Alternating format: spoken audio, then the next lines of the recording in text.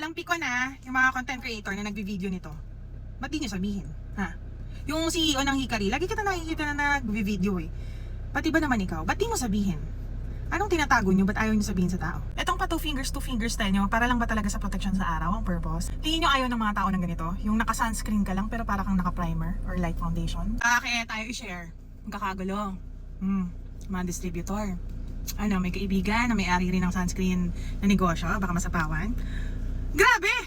Ganda itong sunscreen na to. Hindi na ako nagpa-powder. Tapos parang glossy lang yung dating ng face ko. Ano? Para lang akong Koreanang flawless Hindi nyo i-emphasize yung ganda nito sa face. Kanina, konti lang nilagay ko. Pero gusto kong makita nyo yung atake. Pag ito binuo ko. As in yung talagang kung paano ako mag-makeup pag lalabas ako ng bahay. Correction! Hindi nga pala ako nag-makeup. Nag-sunscreen lang akes. Ayan siya. Tapos lagyan din natin neck ko. Sinong Korean actress to? Ang lala! Ang ganda nito!